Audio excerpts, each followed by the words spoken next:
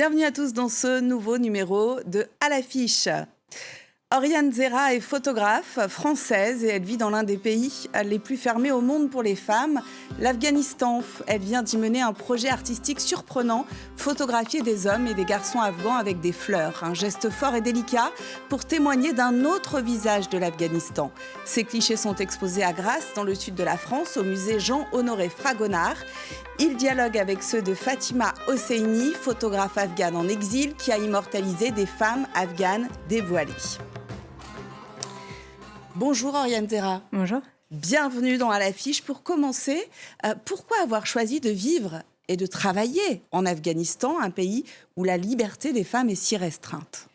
Alors, ce n'est évidemment pas pour cette dernière raison que j'ai décidé de m'y poser. Ça a été un choix de voyage. En fait, j'ai beaucoup voyagé dans la région, en Inde, au Pakistan. Un jour, j'ai traversé la frontière afghane parce que j'ai été invitée à Kaboul.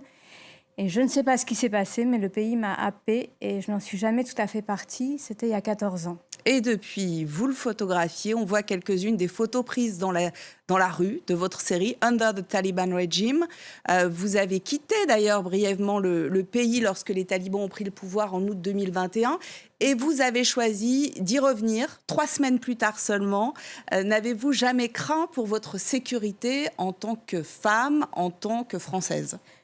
Alors, j'ai choisi d'y revenir. D'abord, je suis très reconnaissante à la France de m'avoir évacuée quand les talibans ont pris le pouvoir et que le pays était plongé dans la plus grande incertitude.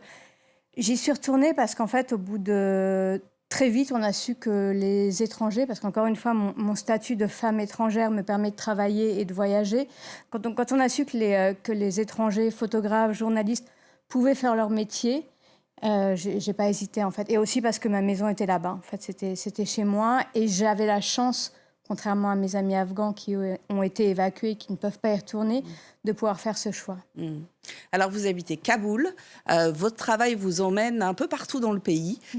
Et vous êtes allé notamment aux confins du pays, jusqu'à Khost, vers le Pakistan. Comment est venue l'idée de ces portraits floraux dont on parle aujourd'hui et quel est le sens de votre démarche ? Alors en fait, c'est un projet qui s'est imposé à moi. Je cherchais à montrer une autre face de l'Afghanistan. Et parce qu'évidemment, à chaque fois qu'il s'agit de ce pays, c'est toujours au travers ses drames, ses tragédies, sa guerre, les restrictions faites aux femmes. Et c'est une réalité. Malheureusement, c'est une réalité, mais évidemment, il y a d'autres réalités et d'autres aspects. Et j'ai eu envie, moi, de montrer autre chose.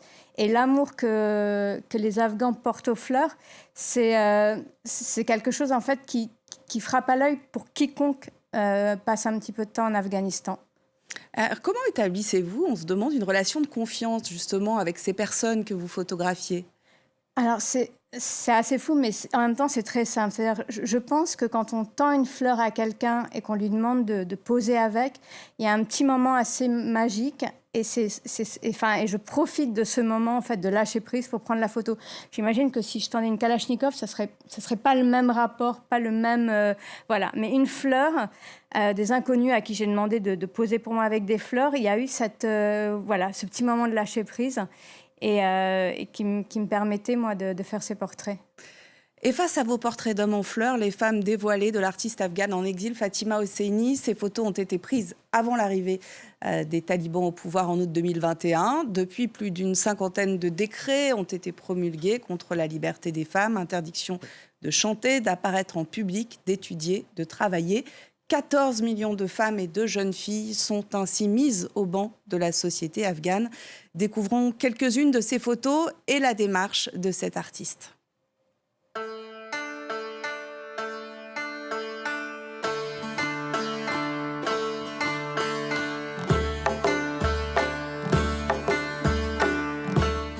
In Kabul, I found another face of femininity and women life.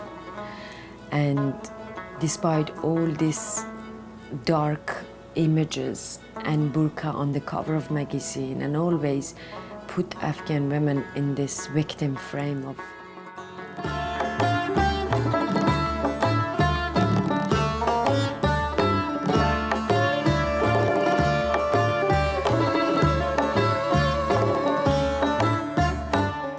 story of resilience through the colors of different things. and bring these hopes that were existing in the middle of conflict.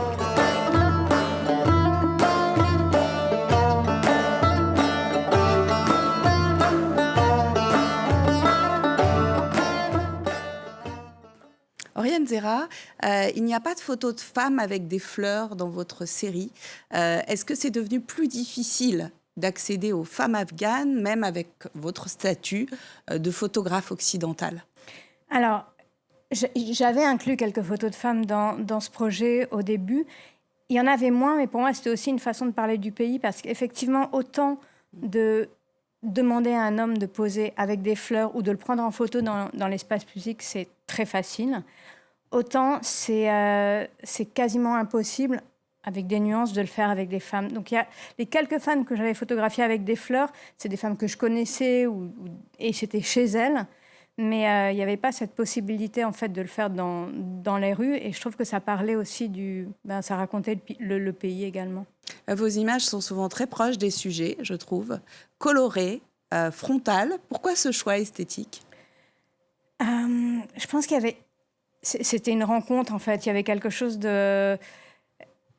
J'étais avec ces personnes et j'avais envie d'être là avec eux, d'être dans l'échange. Je voulais pas que ce soit des photos loin, ou je voulais qu'il y ait un lien, en fait, qui se crée. Alors, évidemment, c'est un lien très éphémère, à part pour les photos avec les gens que je connais.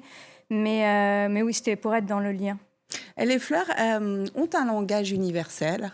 Elles portent de la douceur, de l'éphémère. Est-ce que c'est une forme aussi de résistance poétique, d'espoir? Je pense, oui. Je pense que la fleur, c'est la beauté à portée de main. Et dans un pays qui a connu la guerre pendant plus de 4 décennies et qui a été confronté à autant de violence, et où la beauté est évidemment nécessaire, comme elle l'est pour l'être humain, je pense que c'est une forme de résistance, de résilience. Qu'est-ce que votre travail vous a appris sur l'Afghanistan et sur vous-même? En fait, l'Afghanistan m'a appris à ébranler chacune de mes certitudes, pour peu que j'ai osé en avoir sur ce pays. Et je crois que moi, j'aime bien... C'est quelque chose que j'aime bien, en fait. Alors, vous racontez dans votre récit des Afghans et des fleurs également aux éditions Équateur, des situations assez rocambolesques dans lesquelles vous allez faire vos photographies. Notamment, une fois, vous vous retrouvez avec des cultivateurs de pavots, donc d'opium. Racontez-nous ce moment-là, cette anecdote. Alors, c'était en 2022, donc avant que le pavot ait été éradiqué d'Afghanistan. Il y avait encore des cultivateurs c'était des cultivateurs, plutôt des marchands d'opium, en fait, qui avaient récupéré la pâte. Et je me suis retrouvée, oui, au marché à opium, à interviewer une personne qui l'avait cultivé, récolté, et qui s'apprêtait à le vendre. Et j'avais comme ça des kilos d'opium devant moi, dans une pièce sombre dans laquelle je me suis retrouvée enfermée avec plusieurs... Enfin, enfermée parce qu'ils ont fermé... la porte. Et c'est vrai que c'est des moments assez surréalistes où je me retrouve avec des kilos d'opium à discuter du commerce de cette drogue. Donc c'est assez fou.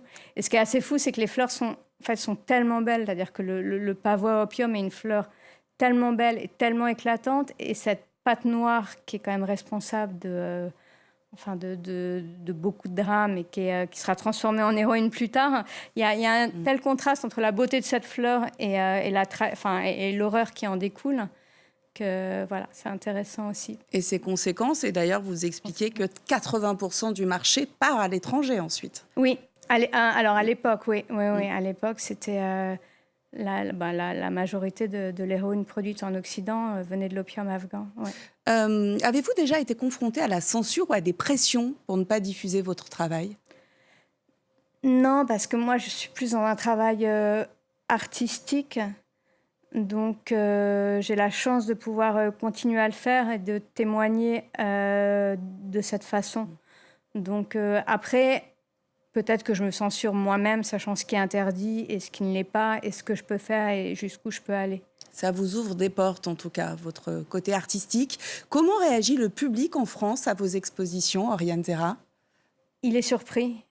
Et c'est ce que j'aime, en fait, c'est de pouvoir montrer autre chose et qu'en sortant et qu'après avoir vu mon travail ou celui de Fatima, qu'il s'interroge, en fait, sur l'Afghanistan, qu'il voit autre chose.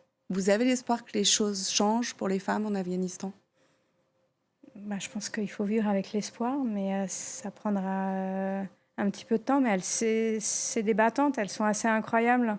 Et elles trouvent des moyens de vivre, de survivre et de se battre. Et c'est important de le dire, en fait. Et vous êtes là pour témoigner. Merci infiniment, Oriane Zerra. Merci à vous. On peut retrouver vos portraits d'hommes en fleurs au musée Jean-Honoré Fragonard de Grasse. On se quitte avec un extrait de la bande-annonce de 13 jours, 13 nuits. Le nouveau film de Martin Bourboulon revient sur la prise de Kaboul par les talibans le 15 août 2021.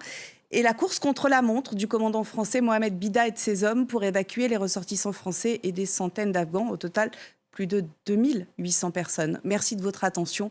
L'info continue sur France 24. À très vite. Les gens qui sont dehors, là, je sais ce qu'ils vivent. C'est l'enfer. Il y a à peu près 300 personnes tassées devant la grille. Il faut ouvrir. Ouvrez la porte! Respecter les ordres, ça fait partie de votre métier, mais c'est aussi un choix de ne pas les respecter. The French embassy being the last place in Kabul where anyone can go right now. On ne peut pas tenter de sortir par la force. On n'a pas d'autre choix que de traiter avec eux. Il peut me tirer dessus à tout moment s'il veut. You can solve the problem by helping us to evacuate